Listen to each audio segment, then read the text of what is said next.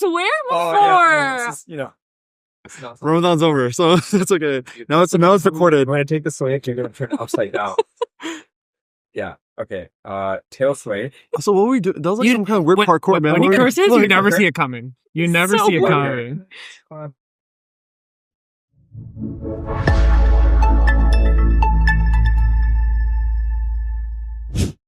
Hey guys, welcome back to our podcast.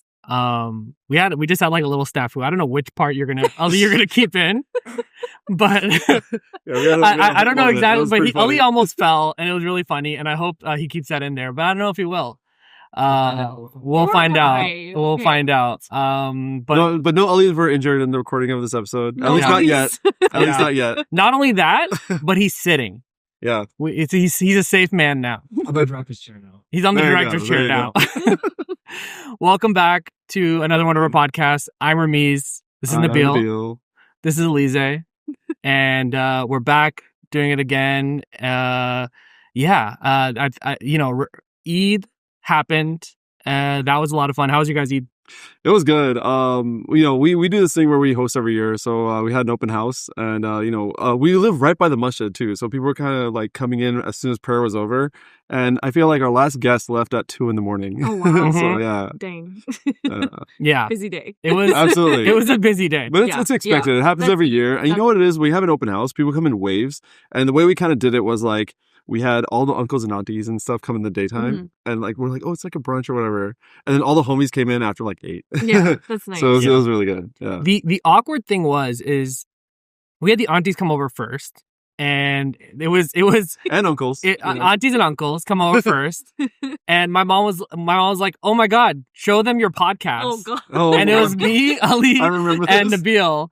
And you're like, showing the podcast. I'm like, no, it's okay. And meanwhile, Ali was like already putting it up. I'm like, all right, this is easy for you to put up because your face is not on it. I immediately just like went like behind the biryani and just like hid because I didn't want my face to be there. And these guys were just watching, and they were like, in their defense, they were so sweet and they were so nice about it. Very nice about it. They were like, oh, this is really great. You're doing such a great job. Oh, They were so nice. They were legit. That's good. Yeah. Very, very nice. But I remember at one point, then that had passed. They ended up getting food and everything. They were like, time had passed and everything. They had food, and then I went to one of the uncles. I was like, "Do you guys want anything to drink?" And he was like, "What were you guys drinking in that podcast episode?" And then I was like, "Oh, we had chai in it." He was like, "Mm-hmm."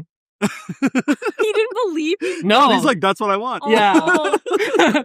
He was like, yep. Oh my god. Imagine if he didn't believe us. Like, what? You guys taking shots on your podcast? And I was like, this is what shots do. Yeah. I was like, that's hilarious. That's a hilarious way to ask. Just being like, yeah. That's just like uncle energy to you. It's like, I want one of those, please. Yeah. No, the funny thing that happened to me was like, so I was like upstairs, we have upstairs downstairs situation, and the way our TV is set up, it's right at the bottom of the stairs. And then we have a chair like right under our TV. So I'm like, I come downstairs, say salam to everybody, I sit down, and I'm like talking to them about our podcast. I'm like, oh yeah, we have this podcast going on.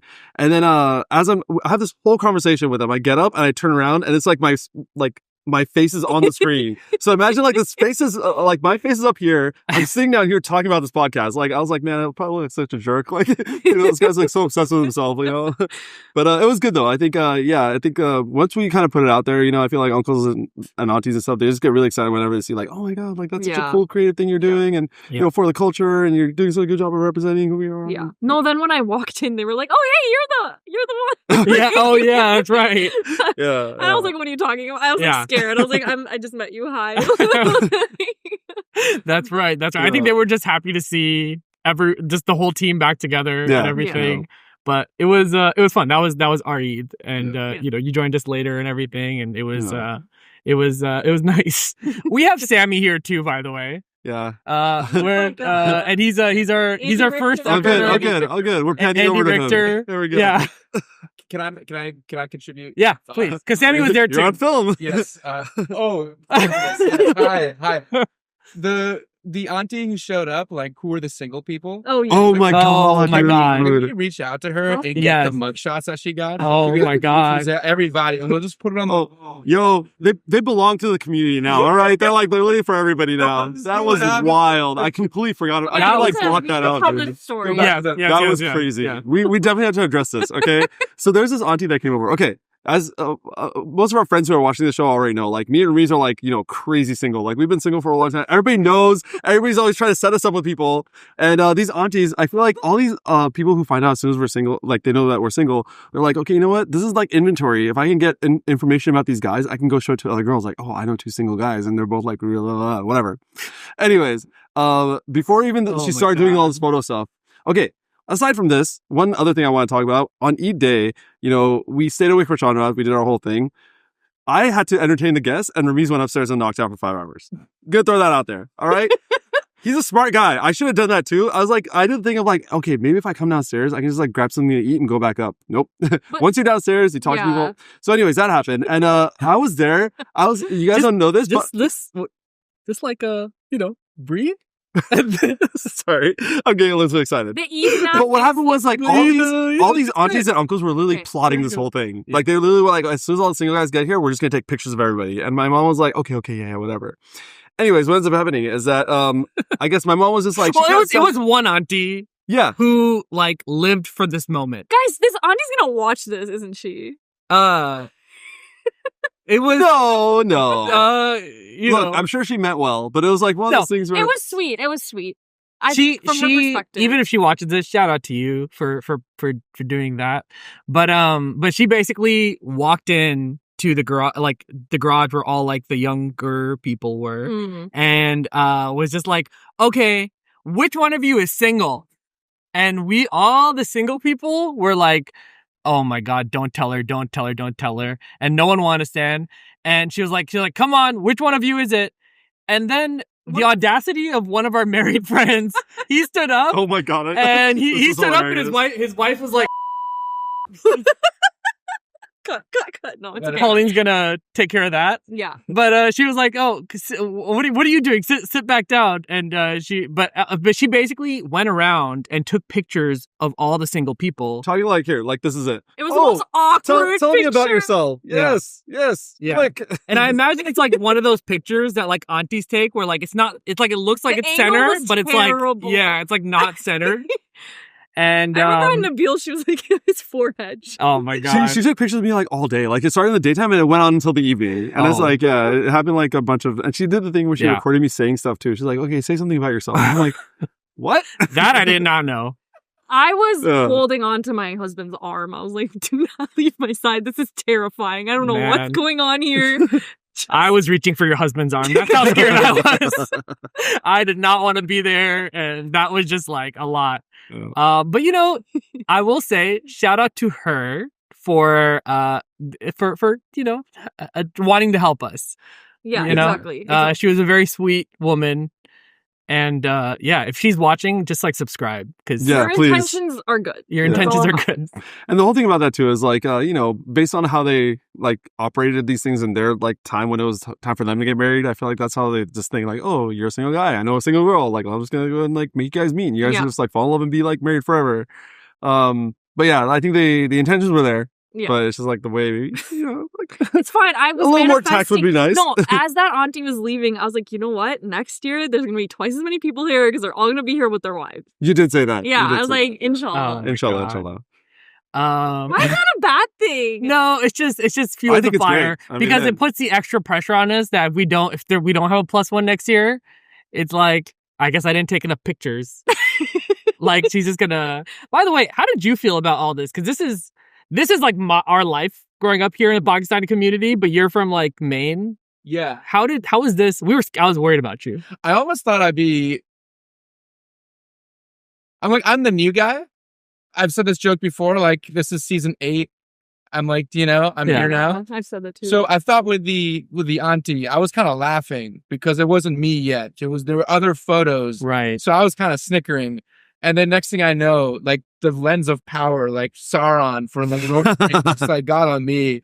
And then the thing with me also, I gotta go like this to avoid the double chin. So it was just the angles, the lenses, all that. So I was just like, you do the awkward way. Yeah.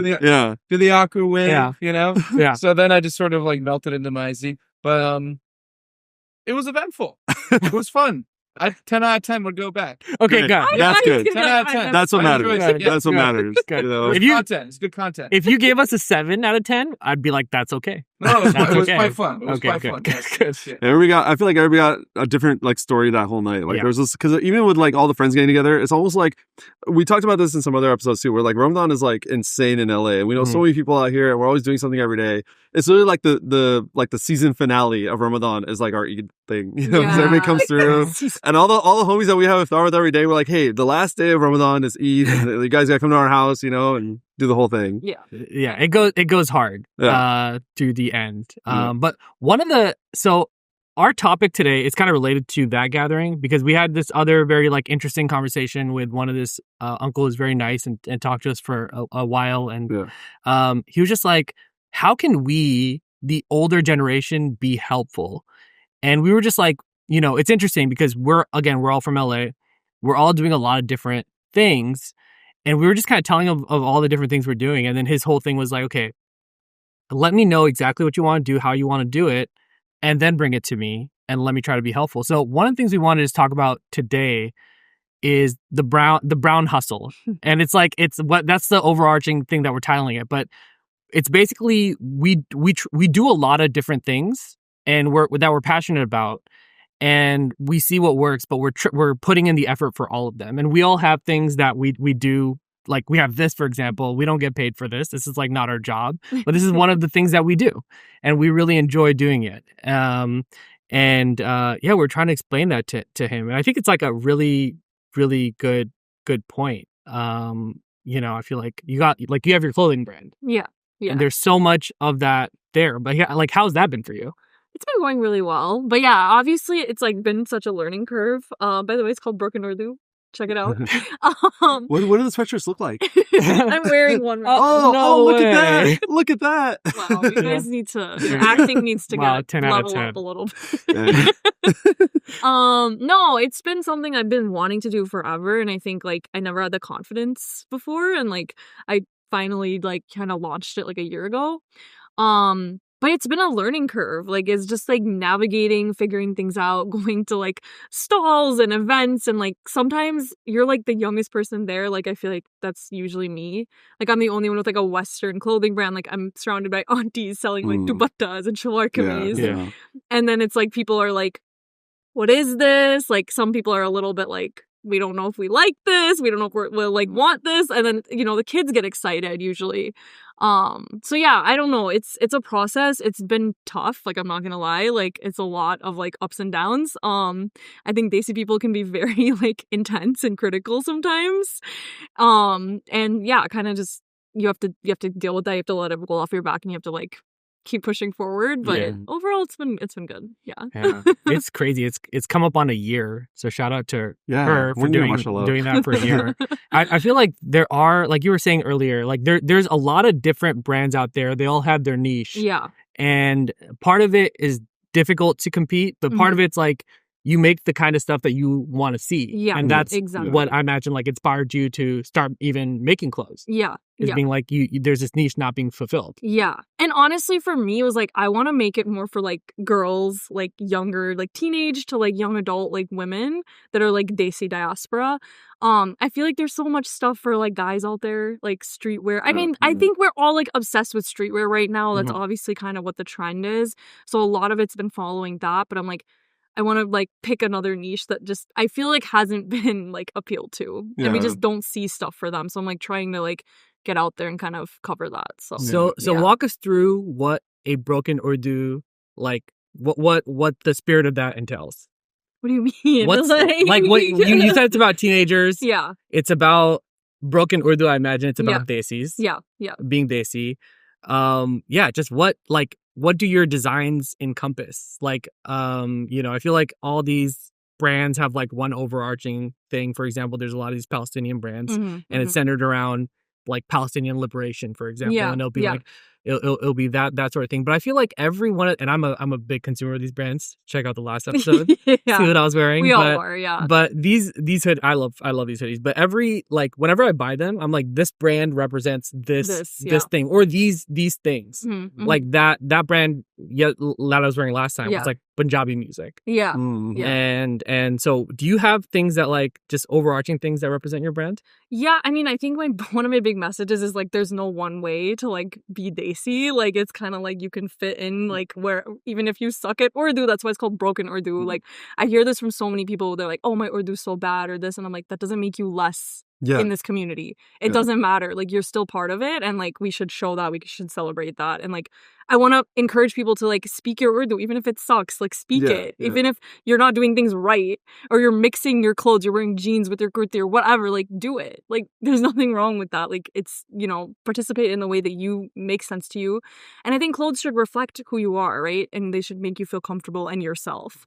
And I think I didn't have that growing up. Like, I would wear, like, my Abercrombie hoodie and I'd wear, like, a pashmina scarf. And people were like, what are you doing? And it's like, I'm trying to bring my cultures together. Like, I'm trying to have, like, both sides because I want to feel, like, the most me. Yeah. And I feel like up until, like, maybe 10 years ago when all these brands started coming out, I was like, I never felt like that. I was like, I'm either Desi or I'm American. Like, it was literally like, as a girl, it was like a conversation before every doll. Like, what are we wearing today? Yeah. Desi or American? Like, it was never both. And I'm so glad that like finally we're kind of getting both. And that's my goal. I want to make more of that. So. Oh, that's great. I saw some of the stuff you were making too. I mean, or like I saw those jackets that looked really cool, which I thought was a really great idea. They're so cool. Yeah. They're legit. So basically, like, you got to get those on the market. Yeah. Yeah. But they're really interesting because what was it? It was like it's like a patchwork, like it's made from like the things that people like hang in their house. Like I don't know what the formal name is, turpai or something. I don't know. I don't think that's the right name. But yeah, it's like a patchwork thing and it's made out of that material. And I like took it to the darzi and gave him like measurements. And I was like, okay, I have like this type of jacket. I want to like you to follow that and like make it kind of like in a Western sense. So yeah. And then the blanket one looks really cool too. Yeah, the immigrant blanket. I turned it into a jacket. Wear it all. Everybody should know what that is. Like no matter what, like whether you're Pakistani or not, everybody has a version of that. Yes. And it's like, I thought that was really cool too. Yeah. So, I didn't know what it was, and then they explained to me. I was like, oh, it's like the floral blanket. Everybody has Everyone it. has You those. have one in your house. Oh, like I saw it. I use it like every day. Yeah. It's crazy. Yeah. That is. I love the intersection of like the third culture diaspora. Yeah. Because we can't like. It's hard for us to be like wear like full Pakistani stuff, but like, but we want to be like proud of our culture and our heritage and like what it brings, and it's really cool. It's really cool to have that stuff, and because I feel like we as like Desis are just and in America are just like carving our own culture, and it's so cool. 100%. It's so cool. Yeah. And last time we talked about TV, and this time it's clothes.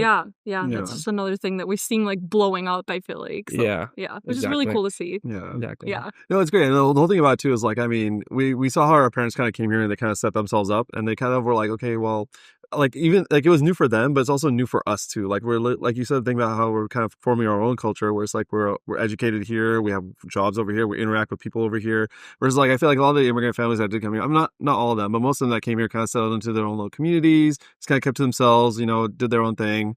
And the ones that were living in places where there weren't that many Desi people, they're just like, okay, you know what, we're here, but let's just kind of, like maybe just keep to ourselves, like just like our family and stuff. If we want to visit family or get close, we can always go back to Pakistan, go back to India, like see our people. Yeah. So they never actually planted any roots here. But the fact that we are here, we grew up here, like for the like coming future, like we're going to be here for a while, so it's cool that we're actually like, forming our own like culture and our own version of whatever it means to be like a Pakistani American. Yeah. So that's really cool. Yeah. It's cool. And I'll just add like, it's also cool to see other cultures do it. Oh yeah. Like 100%. We're not Arab, but like we can appreciate when they do things and and it's just cool to see. It just makes America a better place, and there's so many tangents we could go off of this with all the negative stuff going on in the world, but we're not going to do it.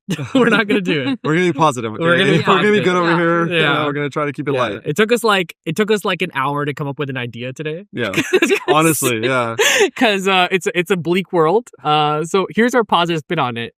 Is that. we have this new culture that's forming, and I feel like all of us, it's really interesting because I feel like a lot of our parents kind of think, or people from the older generation, they'll probably think like, oh, well, our kids are just going to like do whatever. They're all Americanized. They do whatever they want. It's like, yeah, that's there, but it's also like we also want to hold on to our identities too, because at the end of the day, you can't like, we're not going to be white. Like, there's no way around it. We're going to be brown forever. So it's like, yeah. And the more you kind of lean into it, I feel like it makes it a lot more easier to be like, okay, you know what, like, yeah, this is who I am, and it's like, it's cool because we actually do have culture. Like some of these people, like we didn't grow up on like toast and butter. You know what I mean? We have masalas and stuff. We have like really, like it's something we definitely be proud of. So yeah. Like talking about like just having like a lot of different things that we do, and like just again the brown hustle of everything. A lot of it comes to having like an artistic outlet of some sort. I feel like there's a lot of people even who aren't in like the media, who aren't like in media, but they might be doctors or lawyers or accountants, but they're like, oh, you know what? We also make like desi desserts. And we also have a clothing brand, or we also, and it's so cool because I feel like everyone gets to like have their own idea, and like it's nice to have a creative outlet for things.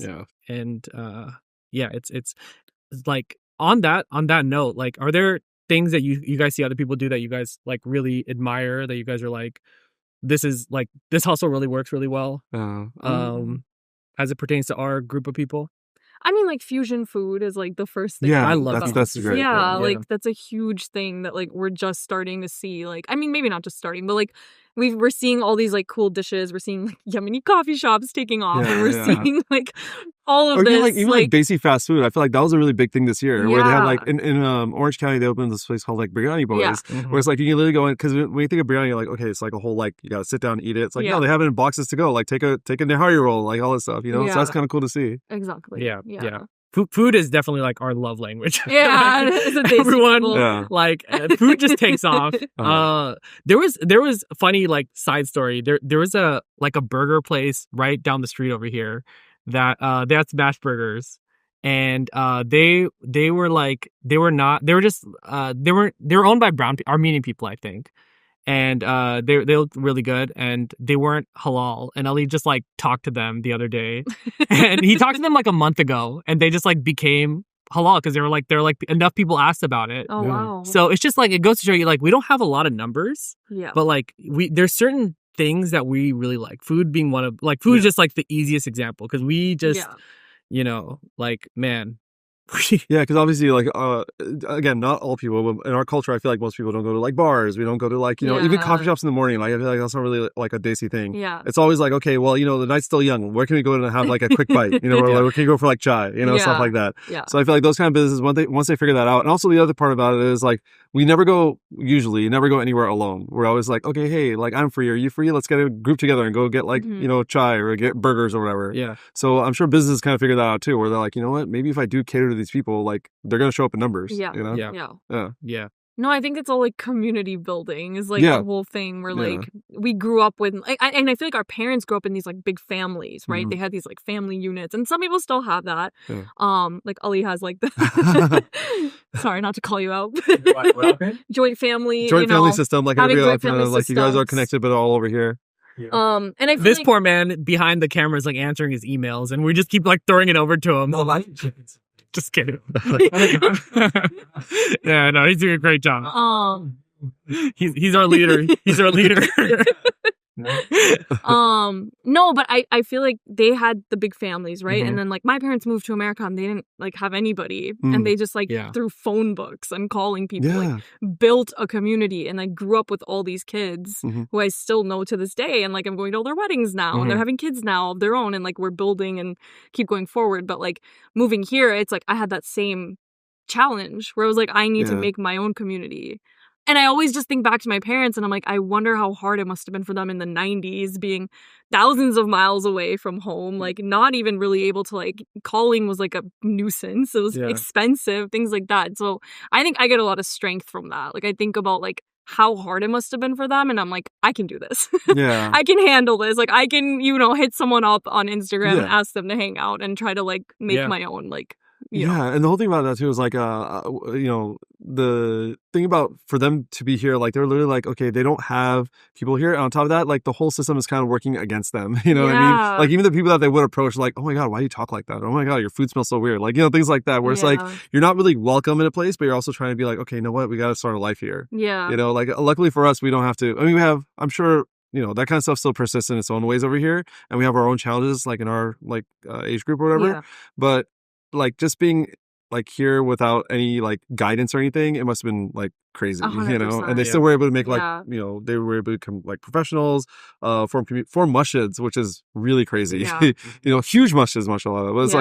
like, it's something that luckily we have that groundwork there, and we can like build on that. Yeah. And I think we now have like this privilege of like we can do creative endeavors. Mhm. We can do movies and film, and we can Mhm. like, start clothing brands and all this stuff because they just didn't have that like level of like, I don't know, it's not just money, but it's like Yeah. time and things like that. Like they just, Resources. Exactly, Mhm. exactly. So they just had to like start from scratch. And I think like we have this huge privilege because of like their sacrifice, which is really what the whole Yeah, immigrant journey honestly, is. yeah. So, Yeah. yeah. It's kind of crazy, like that in us, that comes from seeing our parents do that Yeah. same thing and Mhm. having that same hustle. Because I imagine a part of it is like you don't have the financial security of like your grandparents are from here. Mhm. Like you have to make it yourself. Yeah. So like your side hustle in a perfect world, that becomes your main thing, and you're working for yourself and you're your own provider and your destiny's in your own hands.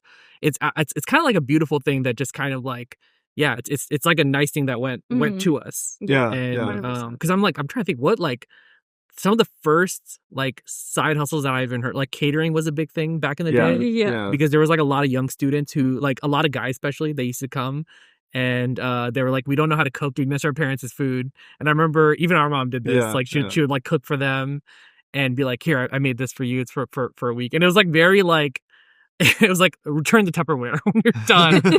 And it was like that kind of thing. But Yeah. that's like the earliest one. It's like one of the earliest ones I remember. Mhm. Yeah. There's Yeah. there's stuff like I know people are probably doing stuff where another thing that our mom did a lot was like she got involved in like elementary school a lot. Like she was Mhm. like, okay, you know what? There's a lot of Muslim students here. There's a lot of things that like their kids. They're not gonna know like what's halal, what's haram. They're not gonna know like, Mhm. okay, well, you're not the odd one out. Like you belong here. Kids are more cruel than other groups of people. But that was another thing that we saw a lot of parents do, where they just got really involved in like kids' schools, especially like the housewives and the moms and stuff. Mhm. So that was Yeah. I mean, that just PTO president. yeah, stuff like when that. you said side hustle, it made me think of Mandy's applicator. Yeah, Mandy. yeah. There's Yeah. always like that one auntie in the community that only one that knew how to do Yeah. it, and Uh-huh. then she started like targeting and Yeah. yeah, made it like a business. That's another really cool one that's still like alive, and now more people Yeah. do it, and I feel like people have their own way of doing it. Yeah. So it's kind of like it's evolved. Yeah, yeah. And that's a really I really cool have Mandy right now. Eid Mubarak. It lasted till now. So. Yeah. one. There you go. Mine actually came off, guys. I don't know. Didn't keep it on long enough, man. Oh man. Yeah, that's yeah, it's crazy. Yeah, and to your point about like how like they came here and they kind of set that foundation for us. Like we can do that creative stuff now, and you see a lot of people who are like, okay, well, they kind of do one of two things. They're like, okay, well, my parents came here, they sacrificed all this stuff. Even though I don't want to do this thing, I'm going to do it anyways, just to make them happy. Mhm. People become like doctors and lawyers, which is great. I mean, we need that too. But it's also we have that advantage, just like where our parents were like, okay, you know what, like. As long as you're here, as long as you're working hard, you can probably make something out of yourself. There's like the land of opportunity, Yeah. So that's kind of cool too, where it's like I kind of made it so that even though they necessarily couldn't like pursue these passions, they're like, okay, well, at least my kids can do these things. Yeah. So that's kind of cool. Yeah. Yeah. I think it keeps that like just that business acumen alive. Yeah. Which is just so important. Yeah. For just I feel like it's just like the older I get, I'm just like it's like a human skill Mm. Mhm. to be able to like provide for yourself and Yeah. to trade stuff and just to like get stuff going, business Yeah. going. Yeah. The cool thing about coming back to the hustle thing is like, even though we're doing all this stuff, hustling and stuff, the difference between us versus someone who's like, maybe someone who like grew up over here.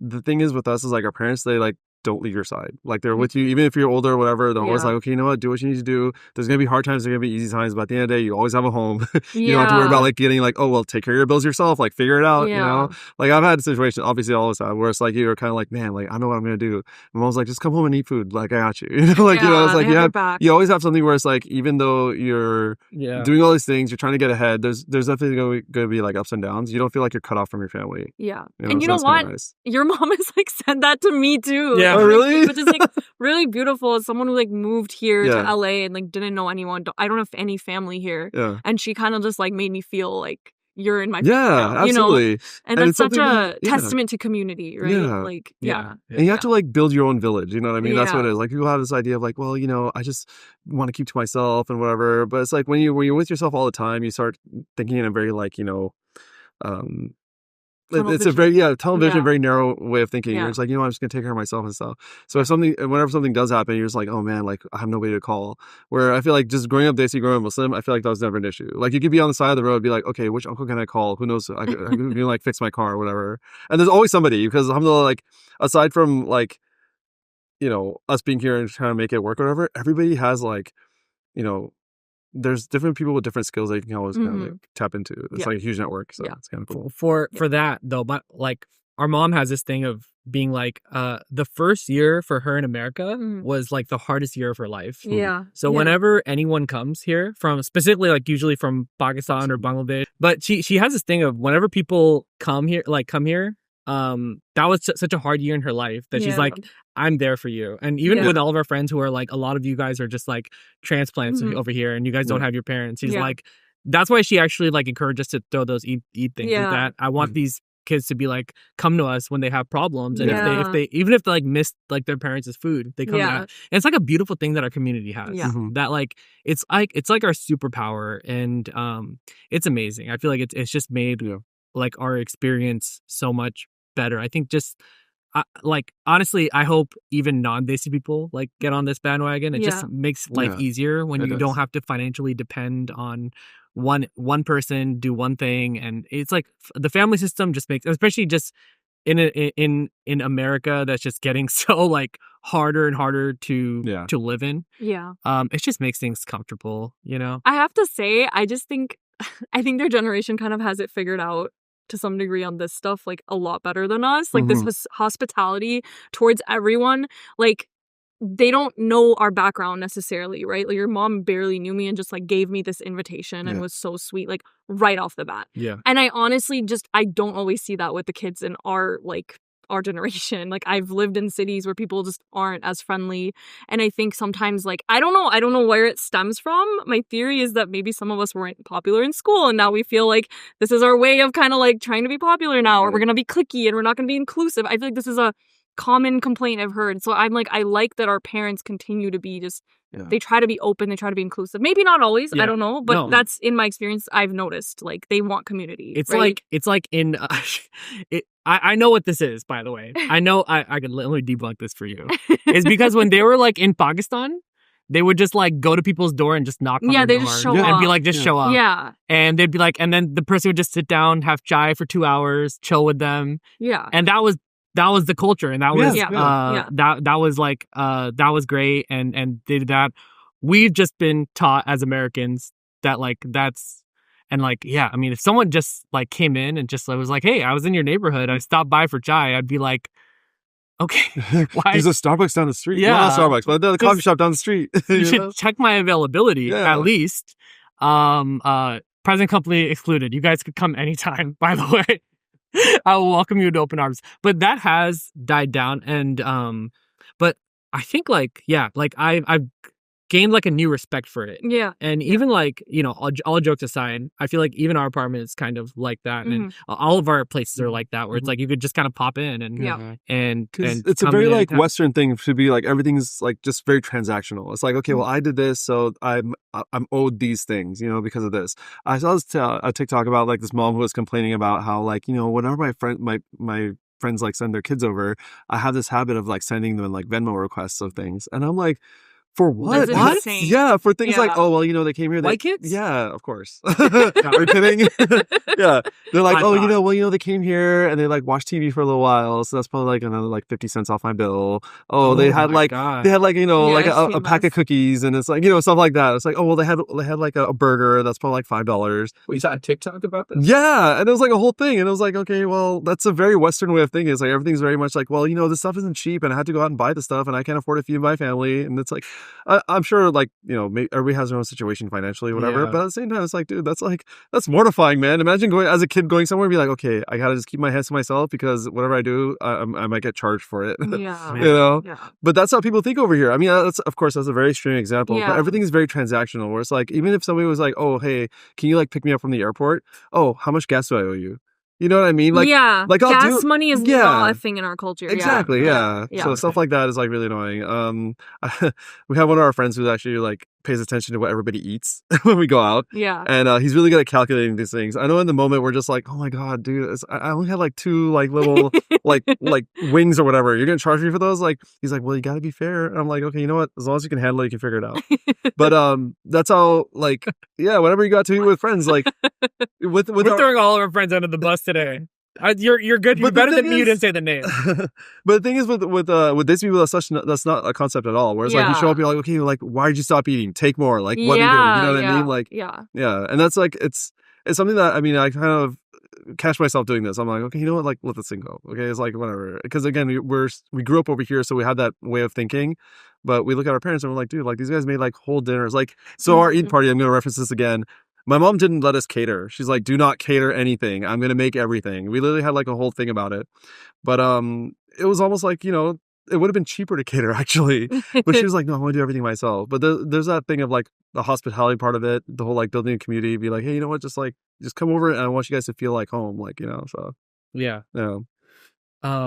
You know, this just made me reminded me of is that certain one of these like these halal food places that open up, like sometimes you go to them enough, Mhm. they just hook it up. Yeah. Yeah. They just hook They'll it know up. you after Yeah. a while. Yeah, Yeah. Like like some of these like coffee shops. I went like once, and me and Ali went once, and then like they were like, "Oh, it's nice to meet you." The second time, they were like, literally everything's on the house, That's crazy. Wow. and it was like Amazing. it was not only that, but it was like the diligence of he was like I was like, "Oh, do I need a number for this?" He's like, "No, I know you." And the owner came and Yeah. put it like there. Yeah. There's a place by our parents' house, and it's his food place is in the grocery store. Really good food. Mm-hmm. This uncle we've known for years. And literally every time I walk past him, he will be like, no, wait 1 second. And he'll like bring like whatever he just cooked. Yeah. And that's amazing. That's just such a nice way to just pay it forward. Yeah. Um You always hear about Yeah. like tourists going to Pakistan too. The Mhm. number one Oh thing that my they God, say is yeah. like, "Oh my God, they were so generous. I didn't spend a Yeah. single dollar," because Yeah. that's just it's such a big part of our culture to be like Yeah. very hospitable, very like you know giving and stuff like that. You know, they're like Yeah. fighting them. I love these TikToks. Yeah, I yeah. love these TikToks so much because they're like fighting them for the check. yeah, Yeah. They're like, Yeah. no, brother, you have to take. Why aren't you taking it from me? It's like, no, not your money. And it's so much love in that. And I think just passing that forward is so great, you know. And it's funny. It's like I feel like we could have like a whole nother episode of passing it forward too, yeah. Mhm. because Yeah. that was like in the beginning of this. That's what we were talking about. That uncle who was just like, how can I pass it forward? I want to Yeah. pass it forward. Yeah. How can I pass it forward? And we were just like, you know, we have a lot of things that Mhm. we want to do. I know one of I'm glad that you brought the uncle's conversation too, because the thing was his main concern was like, hey, we've been doing this stuff for years and we really have to like kind of pass the baton a little bit. Like we see that there's in his mind he was like, I don't see people who really care about the you know the culture of the religion as much as like you guys do.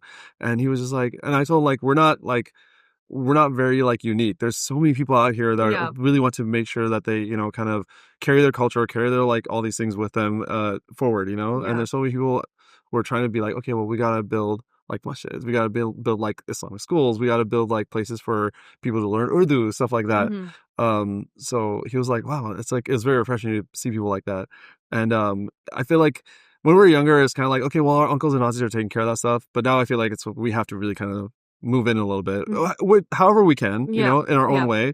And we have to kind of do stuff that appeals to our group of people. You know, like there's like the clothing brand is a great way to kind of be like, okay, well, you know, you can still hold on to your identity. It doesn't mean you have to go to like a mela to do it. You know what I mean? You can just be like, okay, this is who you are. Or like a dawat. I know a lot of times our uncles and aunties are just like, oh, we're just doing like fundraising dinners and you know, stuff like that. Whereas like now we can just be like, okay, well, here's a link. Everybody just like donate. You know? Yeah. So it's just I think we have to find our own way of being like, okay, how are we going to move forward with this stuff? So that's something that you know, after seeing our parents struggle and how they kind of set stuff up over here, like, what are we going to do? Yeah.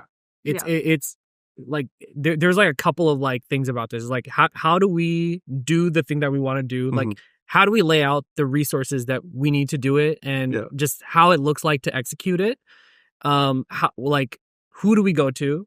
What's the ask? Usually it's financial, but it's not always financial, by the way. Sometimes it's, hey, could you make this phone call? Because I need access to this. Yeah. And then understanding what the other person could get out of it. And he was, this uncle is very candid about, like, he kind of said, he was talking about himself, but he meant it, I think, in the bigger, like, community. Yeah. He was like, oh, you know, like, people want to see their names on things.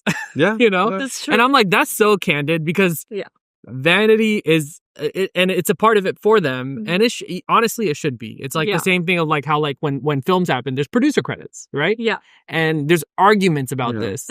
And it's just, he was just clear about it. He was like, hey, this is what we will be looking for. Yeah. So I think just understanding all those things is super important. Is there are there other resources that besides money and connections? So, I mean, those are like the two. I mean, in the broad sense, I feel like those are like the two that you need, but there's just reverse of it. So when you talk about connections, I know like a big thing is like to get people who are, especially with these people, I feel like a lot of times people think, well, okay, we're all just like professionals. Like, no, there are a lot of creative people here who are doing these kind of things who actually want like a platform to kind of like show their stuff. Like you think about things like musicians or poets and things like that. We actually, Mom went to this event the other day.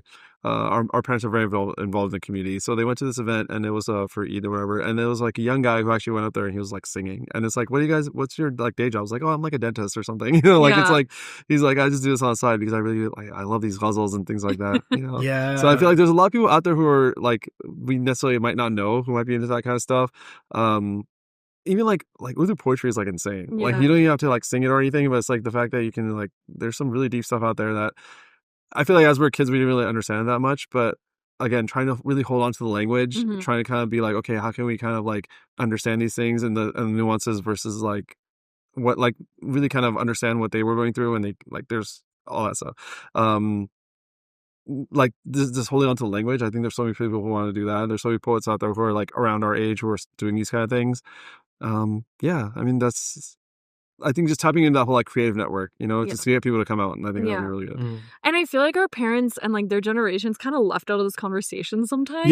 For us, and I feel like even I like only realized this like recently, which I'm almost embarrassed to admit, but like I'm like they have their own diaspora as well. Yeah, like they have been out of like their home country for like 30 years plus at this point. So like going back would be a different experience. So now they have their own like sub diaspora that they can only fit into like that, right? And that's also like niche and limited in a lot of ways. And like I think this is why they find like this sense of like belonging when they can like invest in our projects, right? They're like, what do we do now? And I think this is why we'll joke about, oh, this is why they want us to have like grandkids so bad, or this is why they're always like, get married. But I think it's because they're just like maybe restless a little bit because they're like, they know they can't really just like pick up and go back. Right. And so it's like they need something to kind of keep going. And it's like, I think this kind of stuff is really cool to see. Like, and I think there's so much strength in us like coming together. So I would love to see it.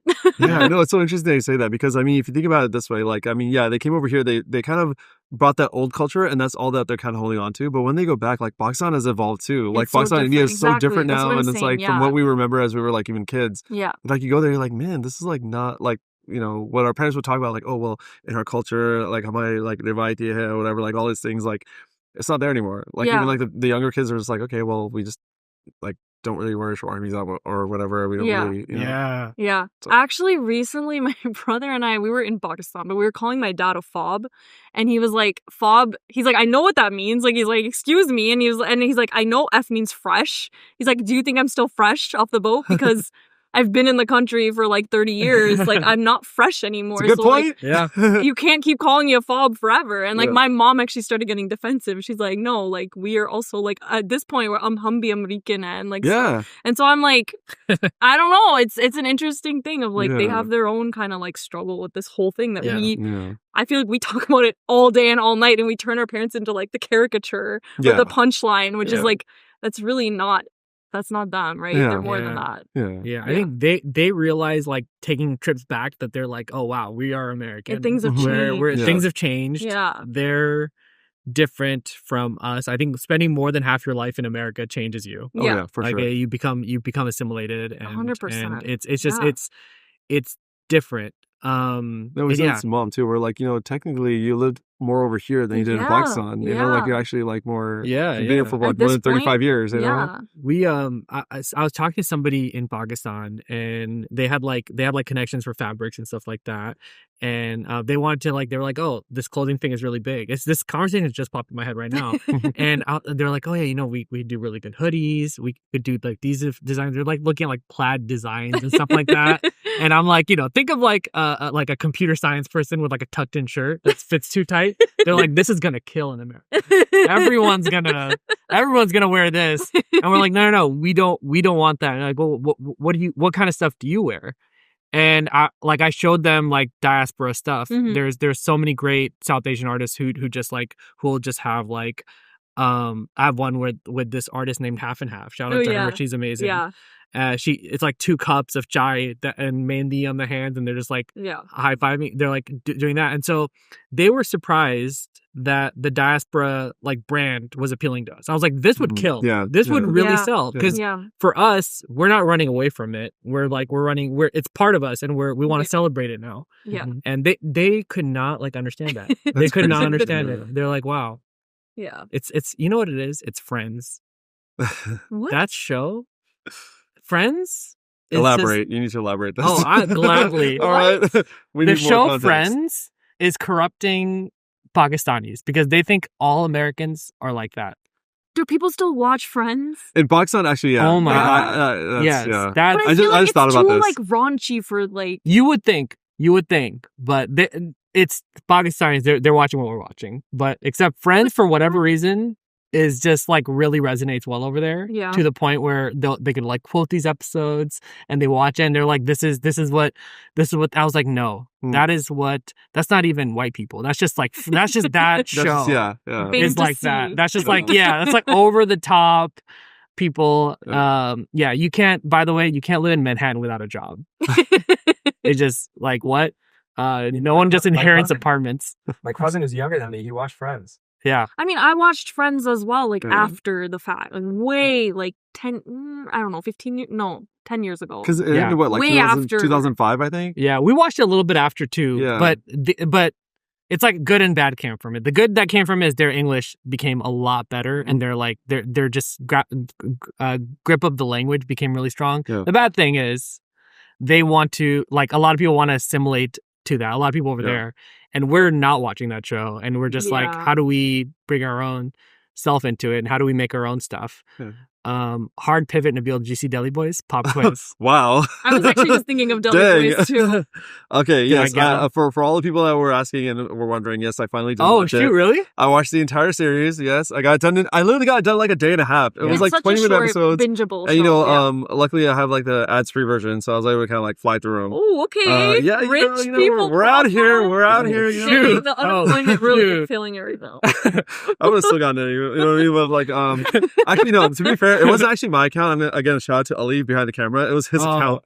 All right, he's a rich guy. All right, he's our producer. And he's We the guy have who's that making here. bank. Okay. Yeah. Passive. You know, TikTok. we're all a community, right? We're building community out here, and this is a great way to do it. Anyways, Search for the Venmo request. sure. Yeah. There's like 4 names on that little account. Yeah. Anyways, but I did end up watching it. I thought it was really interesting. Oh my God. Okay. I'm going to be very candid. Like the first 2 episodes, I wasn't feeling it. Like it took me a while to kind of get into it, but towards the end, they really picked it up and they got it together. Yeah. And then I was like, there's that wedding episode, which we talked about last time. And I'm like, okay, where is she? Where is she? And I'm like, there she is. And we saw we saw Elise, which was really cool. Yeah. But yeah, I feel like it's just, I know everybody kind of mentions like the chemistry with the 3 like main characters. It's so solid. Like they do a really good job. Yeah. Some of the sets were really nice too. I feel like some of the comedy was very like campy. Like I was like, okay, like that's a very like obvious punchline, but I feel like that's kind of what they were going for. I call it like stoner humor. Yeah. Literally, yeah. That's what it was. But it worked. I mean, it worked for the context. It actually worked really well, and it was kind of cool to see. Like, we always see like people who have like who don't look like us, who do the same kind of stuff, and we're like, okay, this is like normal. Yeah. But I think that it was trippy because we saw people who look like us doing stuff that we normally would watch, but it's like, wait a second. Like, do their parents know they're doing this? You know what I mean? Like, but no, it was a great show, very entertaining, and I love that they're 20-minute episodes. Yeah. And, but yeah, it was good. I really enjoyed it. Yeah. I love that they were like pampered. Like that was like kind of the whole premise was they were like rich kids who grew up like that. And that's kind of what we're talking about here. Like, kind of like having this privilege because the parents came in and worked hard. So it's literally like a reflection of. And we don't know what their hustle's like. And we're talking about like how when they came here in their 20s and whatever, like they probably did some really crazy things to get like money together, and they're going through some horrible financial times and things like that. Yeah. But I mean, alhamdulillah, like as kids, we never like saw it or felt it. So I think that must have been that comes with its own challenges, and that's the one part that I thought was very accurate too. I was like, I mean, even if we're like, if me and you were put in that situation, we wouldn't know what to do. Like, wait, like that's a drug dealer. Like, we have no survival skills. Yes, but also at the same time, it's like okay, hypothetically, if Dad was a drug dealer, we wouldn't know about it until like like it's one of those things. Like I'm sure, okay, there's probably some like things that they did. They probably have like some like side job that they don't tell people about, things like that. Because another part of the community is just like your whole reputation and be like, oh, you have to have some kind of prestige and stuff like that. So. Yeah, I'm sure there's like a lot of things our parents did that they just want to like kind of protect us from. Have you seen that meme that's like when your dad randomly drops like lore about his life? Yeah. And it's like, you never heard this before, but this he's has been like, happening to us like so often. Yeah. Like back when I was like working at this place and you're like, when did you do that? Like you're like, what? And then he just like moves on. Does not give it any attention. And like that's such a Desi dad core thing. Yeah, I think that's specifically Desi dads. Yeah. Where they'll be like, oh, I did this once. And sometimes they won't even tell you. They'll tell someone and you'll overhear them. Yeah, exactly. So that's another reason why we keep having these dawats. All right, we want to find out more about our parents. We're like, okay, what stories are they going to tell our friends today? I don't know if I want to find out more. I think I'm good with the information I have. Sometimes I don't like what I learn. Honestly, I feel like sit with your parents at parties. Like, it's actually fascinating. Yeah. Like, I think it's really cool. You see yourself in them, too. Yeah. Also, that's the other thing. As you get older, you kind of realize that these are people. Like, they actually have their own, like, things. And they didn't do things perfectly, but they kind of were like, okay, you know what? They're a lot more nuanced than you would think. Yeah, 100%. Yeah. They just had it a lot harder than us. Like, just coming, like, I still don't know how you do it. Like, I don't know how you move countries with like almost nothing or nothing and just come here and try to figure it out. I'm like, I'm in awe of that. That's crazy. Because there's this comedian I was watching the other day and he was like, oh, brown parents, like, they don't ask you to like do your chores. They're like, beta, do my taxes. And it's like, cause they just don't have a grasp of it. And they're like, oh, we need you to help figure it out for us. It's just such a hard life. And it's in the fabric of us like wanting to do different things and wanting to do all these different things. So it's really cool. I feel like there's even like how our parents know these Pakistani people is like through these little like networks that they set up. There's a whole you're right. There's a whole other like episode on conferences and like what do you call like a group of people like when like organizations. That's like a whole another thing, and it's but it kind of ties into this conversation. 100%. Yeah, but those are about rishtas. 100%. I've heard some stories. Our parents want the community to continue. I think that's really what it comes down to. Get married and have kids. And have them with people whose parents are doctors. That's a part of that. Yeah, exactly. We should wrap it up. I think this was a good conversation and it's the Browns like hustle started from the beginning. It's just something that continues, and it's just like an amazing, Keep it going. amazing thing. Yeah. I want to end it on this question.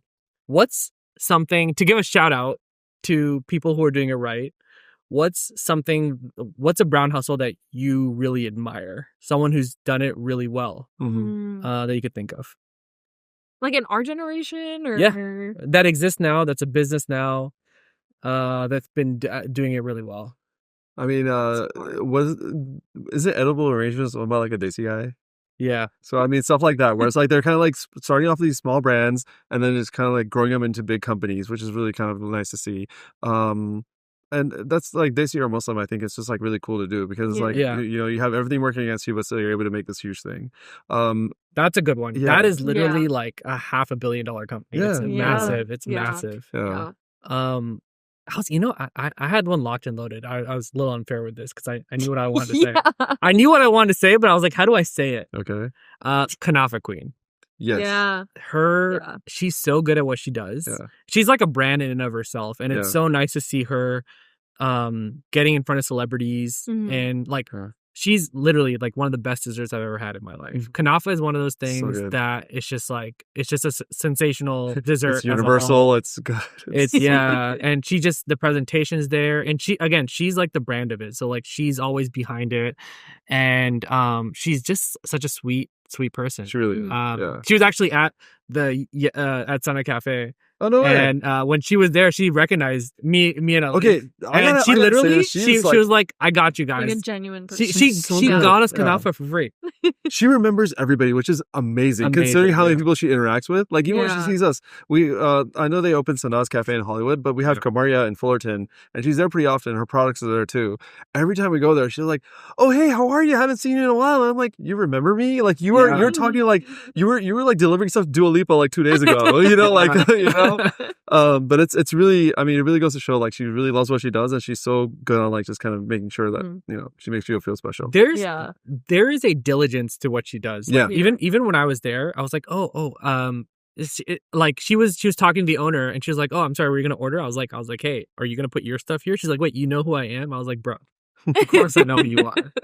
You're my Brad Pitt. Like this is huge. I can't believe I'm seeing you here." Yeah. I was like low key starstruck, and then she was like, "See, it's the owner. See, he even knows who I am." I'm like, everyone in this place knows who you are. You are the celebrity in this room right now. Yeah, exactly. And then she talked to us, and she was like, "We're like, oh, why are you here?" She's like, before I put my stuff in anywhere, I just want to see the vibe of the place. I want to see if it matches my thing. Yeah. That's why her stuff is not in that many places. Yeah. It's in like 2 or 3 places. Yeah. It's like Kamaria, Jasmine Market. I can't think of another place.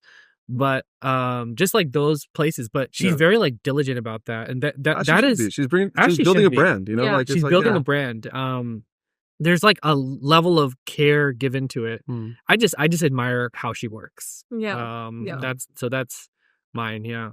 I thought of another like big one. This is in like the tech space. So there's this app that came out called Flip. Have you guys heard of it? No. So it's basically like TikTok Shop, but it's instead of like that's the only part of the app. So it's like you're on this app, you're promoting products and things like that. And as you scroll, you get credits. And on top of that, like if you sell stuff, you also get credits. So it's like a way for people to like buy stuff using credits. It's kind of like that Black Mirror episode where it's like you're kind of like your social influence is your currency. Yeah. But the founder of that is actually a Muslim person, and it's so crazy because it blew up overnight. And we're looking into this for the company that I work for because it's a great way to sell products that are very niche, and it's a good way for people to become influencers even if they never thought about it because there's not that many people on the app right now. But this founder is like a Muslim person, and I was like, wow, this is crazy. Like if this were to become like that, and it kind of started, when they had the whole TikTok ban situation and people were like, okay, well, I use TikTok Shop to make money. So that was his answer to that. He literally developed it like, I don't want to say overnight, but over like maybe like a month or two. But he got it together and he put it out there and like people started making money off of it. Like thousands of dollars within a couple of days. Yeah. And that was like a Muslim person, So it's like, we're out here, Was it diaspora focused? No, it's just he just happens to be like, which is a good idea. No, but it's like the guy's Muslim. Like it's like a big app that's owned by like a Muslim guy. Yeah, which I thought was really cool. Very cool. Coming back to like, okay, it's also there's creative stuff, but also like the professional part of things. It's so important for us to be like in these spaces of like, okay, well, we can be as smart as like an Elon Musk. We can be as like, we are these people too. Like not Elon Musk per se, but you know what I mean? What I'm trying to say is like, like there should be more, like it shouldn't be so crazy to think that there can be like Muslim billionaires. It's not so crazy to think that there can be like good Muslim doctors. It's not so crazy to think that there can be good, like amazing Muslim Pakistani, like, you know, celebrities, you know, where I feel like that's another thing that we kind of should keep in mind as we're like, you know, developing a culture over here. It's like we are part of this culture too. Of course, we have our roots, but we're here and we deserve to be here, and we have just as much right to everything out here as like somebody who, you know, is quote unquote American. Yeah. You know? Yeah. Yeah. Honestly, when you asked that question, I thought of like Rami Youssef. Like I Oh, yeah. feel like he Yeah. started from like a very small place. I saw him perform back in like, I want to say 2015, 16, like before he like his show had come out. Like I think just before it came out. Yeah. And he like after his show came out and talked to everybody, like he was like, thank you so much for supporting me. Like I really appreciate that. And it just like I feel like he has carried that like genuineness and like is telling these stories that are like real. And I feel like he's talked about how he like refuses to like play a terrorist or like kind of like and gets into these really intense topics that I know can be very controversial, but he has like the guts to do it. And I think that takes a lot. And I think like he's stood by it. And unfortunately with a lot of like South Asian celebrities, like you kind of see them almost like sell out or like whitewash a little bit. Like it really happens like at a certain point where they're like they break, like they become big, they kind of almost like forget their roots, or like I don't know, they just start appealing to like a different community that's not us anymore. I haven't seen that happen with him yet, so I hope that he'll like continue to do that, and anyone who's out here doing that, I respect it. That's a great example. Because he approaches his stuff with a lot of diligence. And but he has like his brand, and like he's not just an actor or writer. He is his brand. He's creating stuff and he's producing stuff. And so that's actually a really good example. It's in the zeitgeist now. And I remember I went to a comedy show of his too, and he was like, he stayed the latest. He was like on the streets, just like he's like, just oh, nice you guys want a picture or something? And they were like, absolutely. We didn't want to ask you. But he's a good and also I feel like he's doing, correct me if I'm wrong, I feel like he's kind of doing what we all want to do. Like he's in media, he's working for himself. It's like the intersection of both things. He built something. And he built a brand that's bigger than him, and I think he's realizing that he could help other people with it. You know, and there's something amazing about that. And and he's just doing it the right way. And you realize that once you build something like that, it opens the door for so many other people. So he's special. No, first day of film school, they were like, who do you look up to? And I was like, Rami Youssef, like just immediately. And I think like I've kept him in the back of my head as I like make career decisions and things. Like So oh, is he the guy on the Hulu show? Is that who you're talking about? Rami. Okay, I was like, I'm gonna ask him what's his ends. Like, who the heck are they talking about? I haven't seen it. I've been told to watch it. You should watch it. It's really good. I've been here trying to piece this all together. Like, this person sounds remarkable. I can't wait to ask them after this is over who it is. There it is. I'm trying to think if you're living in a cave or if you're just not in the zeitgeist. I'm not in the zeitgeist because he wins awards. He does. He got like a Golden Globe, right? But he, you know what's funny is he got a Golden Globe. I think he got an Emmy too. But I remember I went to the person I worked for, and the day after he won the Emmy, and I was like, oh, we should like look into this. We should look into Rami. He's like, who's Rami? The day after he won the Emmy. That's wild. It's kind of crazy. Yeah, and just for him to be like that bullish and just like keep pushing and pushing and pushing and keep making stuff and people respecting him and him getting opportunity after opportunity, I think it's just it's a testament to that. Is there a season 2? There's like 3 seasons. There's 3 seasons. Oh, there's 3. Watch it. Binge it tonight. Yeah, it's actually really good. Yeah. I only knew about the 1. Okay. Here's what you should do. You should watch the first season of Rami. Yeah. I'm gonna be very candid. Okay. You should watch the first season of Rami. Yes, okay. First season of Rami. Sorry. Yes. You should watch the first season of Rami. He went dad mode. I know. I will throw a triple at you if you don't watch. You should watch the first season of Rami. And then you should watch Mo, both those seasons. Yeah. That is Mo, which is a show that he co-created and directed. He directed the latter season. But there's this guy named Slick Naim who's an amazing director who directed all of the first season. That show is incredible. They just had their second season. You should watch that. And then Rami is he co-created a show with Will Ferrell. He's co-creating it right now. And so he's about to have like even a bigger moment. Like a cartoon, right? So the cartoon one came out on Apple, and then he's doing another one with Will Ferrell that's starring Will Ferrell. That's another one. Which is Will Ferrell's TV debut, just to kind of give you the clout that he has right now. I mean, he's a big deal because he's and you want to be a writer. He's a really good writer. He's a really good writer, and he has become a really good director. Yeah. He directed a couple episodes of The Bear. Mm-hmm. Yeah. Oh, really? He's a legit director. Yeah. I could actually tell which episode he directed. Yeah. Like before it ended, I was like, "This reminds me of Rami," and then it like came up like directed by Rami. I was like, "Oh my god!" Yeah.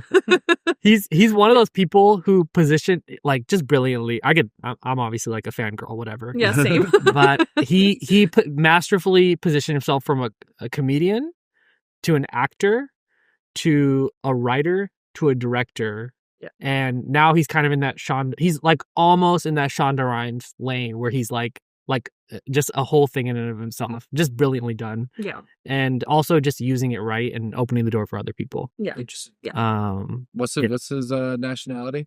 He's Egyptian from Jersey. Yeah. Egyptian from Jersey. Yeah. He's very Jersey. He's like very New Jersey. Jersey guys. He's like very through and through. Mm-hmm. Rami, please be keeping awesome. Don't get Yeah. canceled. Don't make me regret it. Shout out to he's not gonna get canceled. Inshallah. He's inshallah. Shout out to our boy. No, we won't let it happen. We're building a community for him. Okay, Yes. we got this. Yes. If you do a scandal, we're gonna avoid it. Okay, we're not gonna talk about it. We'll justify it. We'll find it.